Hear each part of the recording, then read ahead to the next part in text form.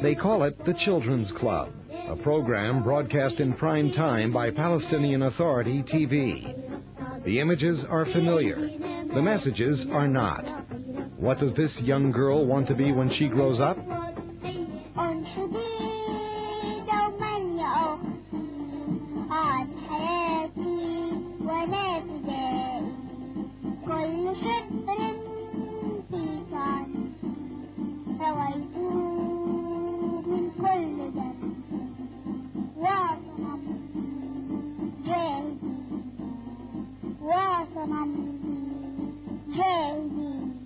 Five years after the Palestinians committed themselves to peace with Israel, this is what's on TV. Anniversary of Al-Nakba, the catastrophe, proves that, like today, like yesterday, Palestinian noble, courageous struggle with complete commitment to peace against Israeli, mean, brutal, inhuman, fascist, racist, genocide, cleansing war to swallow what has been left of the Palestinian land.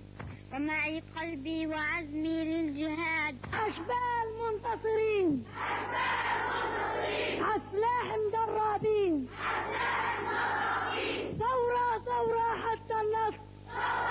When PLO Chairman Yasser Arafat swore off violence and pledged to battle terrorism, hopes were raised that a new generation of children would be educated to reject conflict in favor of coexistence. But Palestinian television programming, an important educational medium, broadcasts a different message. I have raised my children on jihad, holy war, and on the principle that they never give up on their land. I taught them that they must return.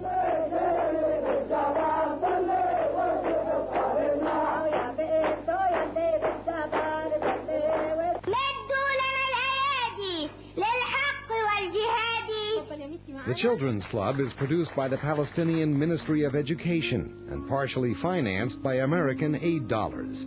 It looks like typical children's TV, but some of the content is anything but childish. اطلبي منا الدم نرويكي اطلبي منا الروح نعطيكي جئت في زمن جدي جئت في عز التعب رشاشة عنف وغضب أبدا لن تستكيني أبدا إنني أرجو مع اليوم الغدا ومعي قلبي وعزمي للجهاد. With the media tightly controlled, television programming reflects policies set within the upper echelons of the Palestinian Authority.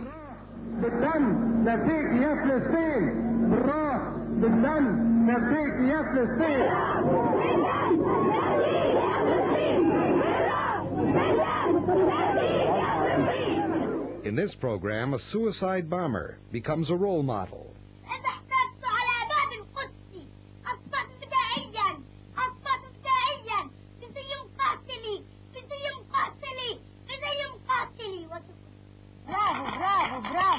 Yichye Ayash, the engineer, masterminded the deaths of 50 Israelis in suicide bombings. This is what Yasser Arafat had to say about him. المسير على طريقه فنحن جميعا مشاريع شهادة مشاريع شهادة مشاريع شهادة. وأنا بقول هذا الكلام في ذكرى هؤلاء الشهداء الأبطال العظام أبو إياد وأبو الهول وأبو محمد وقبلهم أبو جهاد وقبلهم يحيى عياش وبعدهم يحيى عياش. Despite efforts to resolve the Israeli-Palestinian conflict by peaceful means, Palestinian children's television programs are still speaking the language of war. Calls for Jihad, holy war to the finish against the Zionist enemy. ويلا نهتف تحيا بلادي ويلا ننادي عالجهاد ويلا نهتف تحيا بلادي الله أكبر الله أكبر الله أكبر الله أكبر يا بلادي أرويت أرضي من دمي وعشقت الشهادة صرت أعذر بابوي وإني تحرر بلادي مش للصهايين وبلادي فلسطين مش للصهايين بلادي فلسطين مش للصهايين بلادي فلسطين مش للصهايين تنقوني إن البر وإن البحر الهادي قرب يومك يا محتل وجي نصفي لحسابي وحسبنا ما منه خلاص بالحجارة والرصاص وحسبنا ما منه خلاص بالحجارة والرصاص بذلت الطاقة الكبرى وقلت الأمة قولي صلاح الدين في أعماق يناديني وكل عروبتي للظهر تحرير تدعوني وصوت مؤذن الأقصى وصوت مؤذن الأقصى. The Children's Club sets the tone. تحمل روحي على راحتي وألقي بها في مهاوي الردى لعمرك أني أرى مصرعي ولكن أخذ إليه الخطى أخوفا وعندي تهون الحياة وذلا وإني لرب العباد فيعلم قومي بأني الفتى سيعلم قومي بأني الفتى Words like these may simply reflect the realities children encounter on the streets and at official rallies organized by the Palestinian Authority.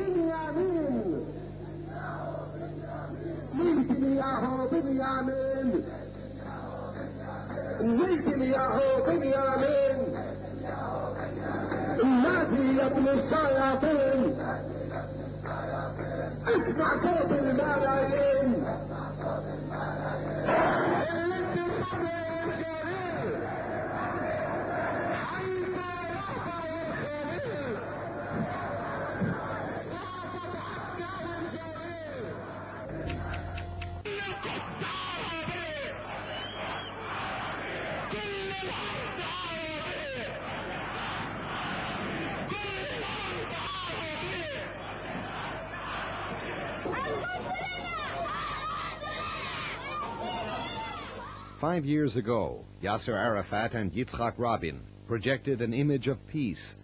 In the 5 years since, Palestinian television has been broadcasting images like these. Israeli buses burned in effigy. Israeli towns burned in effigy. Palestinian leaders calling for jihad.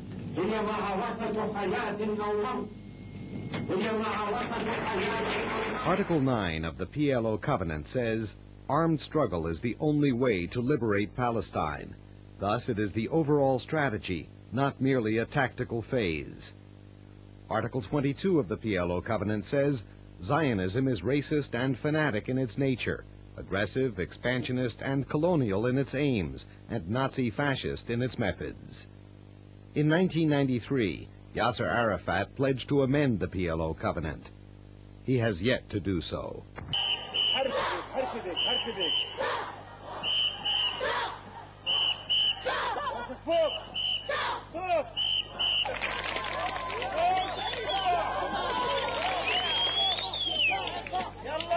ومعي قلبي وعزمي للجهاد جهاد جهاد لبلادنا علينا واجب لبلادنا علينا واجب نحميها صغار وكبار نحميها صغار وكبار أنا في المجموعة 500 أنا في المجموعة 500 أولادي الخمسة فدية